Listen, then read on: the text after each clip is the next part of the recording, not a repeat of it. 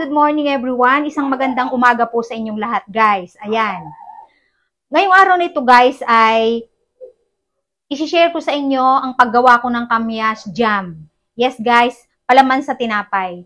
Kung nung nakaraang taon ay gumawa ako ng kamyas wine, ngayon naman guys, gagawa naman ako ng kamyas jam. Para makatipid, syempre, hindi masayang yung mga bunga ng kamyas, gagawin ko siyang palaman sa tinapay. So, ayan, bago ako guys mag-umpisa, welcome back to my channel, Hilda Chavez Ebio po lamang. At kung gusto ninyo guys malaman kung paano ko ginawa yung aking kamyas wine, search nyo lamang po sa aking YouTube channel at mahahanap nyo na po yun. Mapapanood nyo doon kung paano ang proseso na napakadali at wala namang masyadong gastos. So, ayan guys, ito ang aking paraan kung paano ako gumawa ngayon ng aking kamyas jam na napakasarap at healthy syempre. O ayan nga guys, nandito ako ngayon sa puno ng kamyas. Syempre kukuha muna ako ng bunga. Ayan, nandito lang yan guys sa aking tabing bahay. Ayan, nasa gilid lang ng aking bahay. Tingnan nyo naman guys, kung gaano siya kabunga mula sa puno sa ibaba. O, biruin nyo guys kung pababayaan ko, di sayang naman. Ayan, harvest ko lang muna.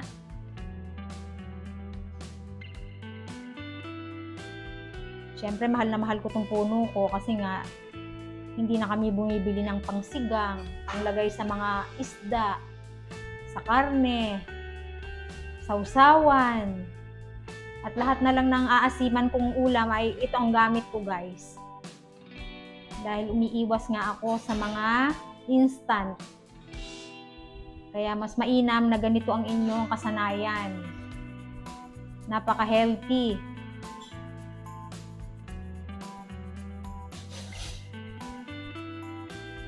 Punong-puno ito guys ng vitamin C.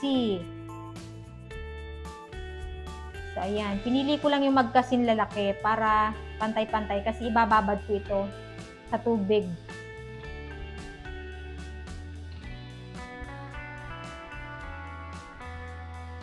Hanggang taas nito guys may bunga. Kaya lang syempre dito na lang ako sa baba kumukuha para hindi na ako manungkit. Di ba guys, napakabait ng puno ko.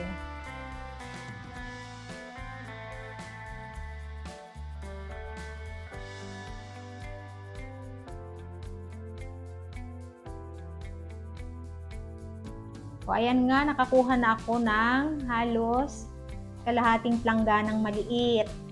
Ayan, at dahil naman hindi naman din ako gagawa ng sobrang dami, yung tamang dami lang ang aking gagawin. Oh. And then, pagkatapos kong hinugasan guys, tutusok-tusukin ko siya ng tinidor para mabutas siya. Kung yung kamyas wine, hindi pwedeng sugatan, eto naman guys, bubutasan. Tutusok-tusukin. Ayan, dahil nga ito ay bababad ko sa tubig para lumabas ang ibang asim niya, yung ibang katas niya. Ayan, tusok-tusok lang.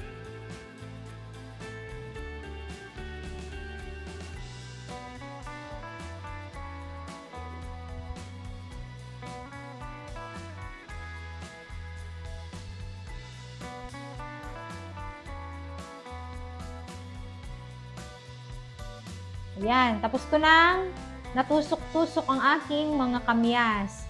Next naman guys ay ibababad ko na siya sa tubig. Yung saktong lulubog siya at lalagyan ko to ng baking soda. Para maging ano siya guys, maging makunat siya, hindi siya magganda durug-durug. Although dudurugin ko naman siya, pero kailangan ko siyang ibabad sa baking soda. Ayan. Mga 1 kutsara guys, sa ganito karami. At kapag magdadagdag kayo, dagdagan nyo na lang yung baking soda, saka ang tubig. Oo, babad ko ito guys ng overnight. Bukas ko pa to talaga gagawin.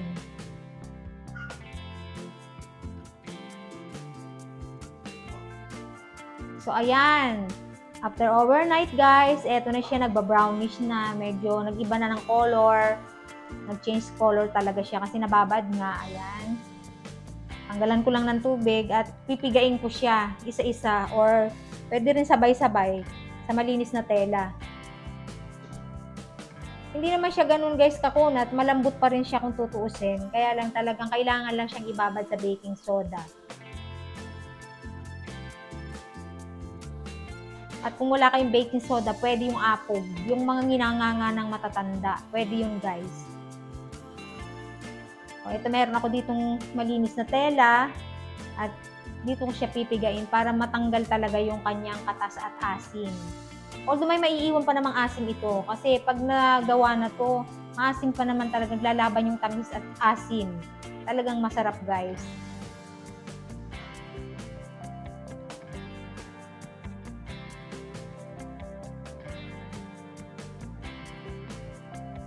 Ayan, dinadahan-dahan ko lang pero mamaya durog-durog na rin naman ito sa kawali.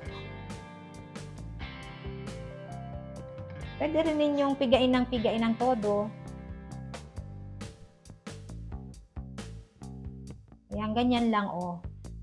Parang sapal na lang niya yung matitira.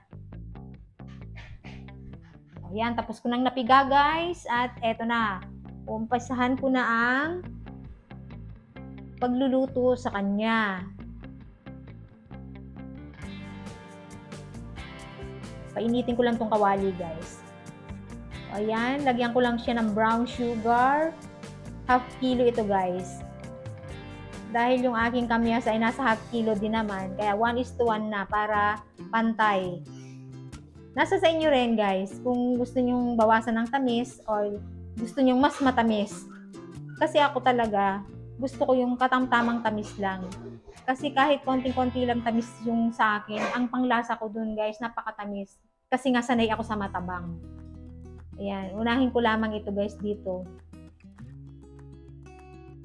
Hindi ko muna lalahatin. Mamaya ko na naman ibubuhos yung iba. Kasi nga, titingnan ko kung sapat na yung tamis niya para sa akin. Kapag kulang, saka ko idadagdag. So, ayan, ganito na siya guys. Makalipas ang ilang minuto, natutunaw na yung sugar. Ayan, hanggang maging arnibal siya guys. At doon ko lalagay yung kamyas. Tiyagaan lang ito guys. Dapat maparaan kayo sa mga bagay-bagay. Huwag tayong maging tamad, gumawa ng paraan, lumikha ng mga bagong kaalaman.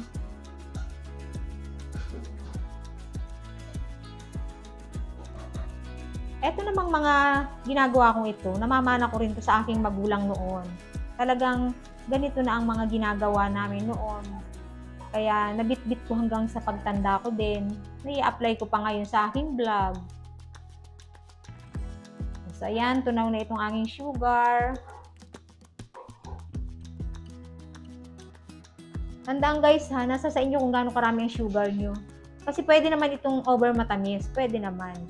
Hindi naman makakasama yung maraming sugar. Makakabuti pa nga kasi mas preserve siya, tatagal. Ayan, add ko na itong aking kamyas. Ayan. Ito guys, papakulo-kuluin ko lang. Add ko ng konting vanilla para may aroma siyang konting bango. At kung meron kayong gustong ilagay na pampabango na bukod sa vanilla, pwede rin, nasa sa inyo na yun. Ayan, lulutuin ko lang ito ng ilang minuto guys, hanggang madurog itong mga kamyas.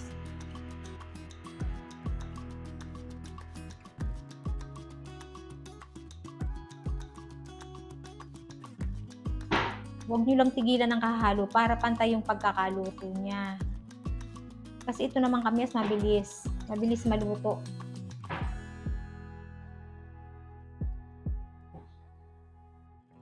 Katamtamang apoy lang guys. Huwag naman super lakas kasi masusunog siya.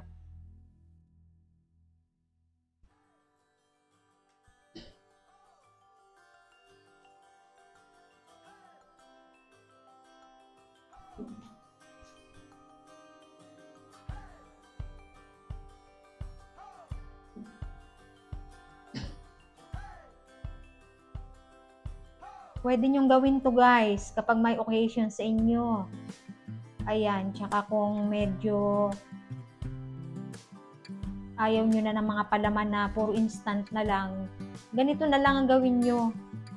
Pwede nyo itong pangregalo, pampasalubong, o matipid pa.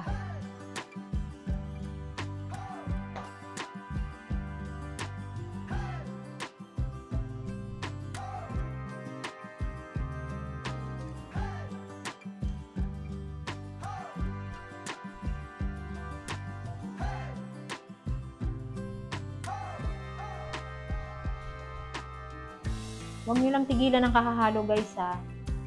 Durug-durugin nyo na rin yung kamyas. Hindi siya lalagyan guys ng tubig. Baka kasi lagyan nyo. O, so ayan na. Ganito na siya. Lumapot na.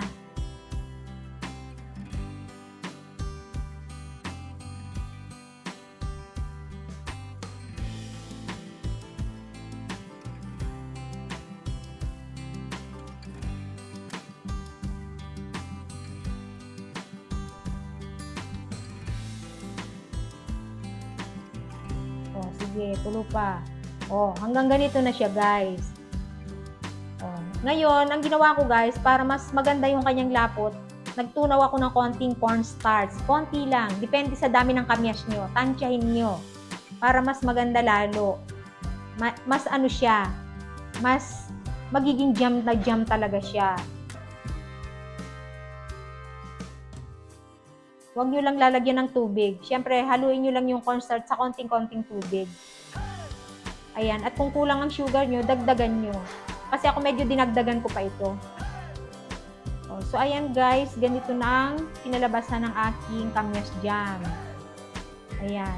Pagka hinahalo nyo at sumasabay na siya sa, natutuklap na siya sa kawali, okay na siya. Ayan, malinis na yung kawali. Natutuklap na siya. Masarap na ito ipalaman. At ayan na nga po, inilagay ko na dito sa aking garapon. At ayan, ready to merienda na ako. Ayan, meron ako ditong monay. Pwede rin sa mga crackers, biscuits. Ayan. Ayan, time to merienda. Inabot ako guys ng hapon, kaya merienda. And then tomorrow morning, almusal. And so, ayan nga guys, natapos ko ng aking kamyas jam. Ayan, nakagawa ko ng isang garapon. Katamtamang laki ng garapon guys. Natatagal din naman ito sa amin. Dahil every morning, ito talagang ipinangpapalaman namin sa aming almusal. Sa tinapay or pandesal, kung anong almusal meron na pwedeng paglagyan ng palaman. Maganda po siya. Napakayaman po sa vitamin C. Tsaka, malalasahan ninyo, wala siyang pinagkaiba sa strawberry jam. The same na the same siya. Ang pagkakaiba lang guys, madaling hanapin yung kamyas, hindi na kailangan bilihin. Ayan, dahil marami namang tumutubo sa tabi-tabi sa tabing bahay natin, pwedeng humingi sa kapitbahay, pwede rin bumili, may mga nagtitinda rin naman, pero hindi siya ganong kahirap hanapin. At ang kamyas naman guys ay hindi mahirap itanim, at as long na nag-umpisa na yan magbunga, tuloy-tuloy na yan, habang nalalamog yan, binabagyo yan, lalong namumunga ng marami. Ang puno ng kamyas guys ay napaka-generous magbigay ng bunga. Kaya kami dito, hindi kami nawawalan. Laging may bunga. Buong taon yan. Sunod-sunod. Kaya, kung ano-ano lang ginagawa ko dun sa bunga niya, pinapatuyo ko. At nakagawa na ako ng kamyas wine nung nakaraan. Ito naman kamyas jam. At next video guys ay gagawa naman ako ng kamyas candy. I-share ko sa inyo para naman yung ating sariling mga bunga ng puno dito sa ating bansa ay mapakinabangan at hindi na nagiging patapon. So ayan, thank you very much guys sa inyong panunood. At salamat po sa lahat ng aking subscribers, sa aking viewers, sa aking mga followers, sa lahat ng nagla-like, nagko-comment, at sa lahat-lahat guys ng sumusuporta. Hindi naman sila nagre-react, hindi ko man sila kilala, pero marami pong salamat. Saludo po sa inyo guys, at sana po ay lagi kayong pagpalain, hindi lamang ngayon hanggang sa mga susunod pang araw habang buhay, kasama ang inyong mga minamahal. So ayan, thank you very much guys. Until my next video. Bye!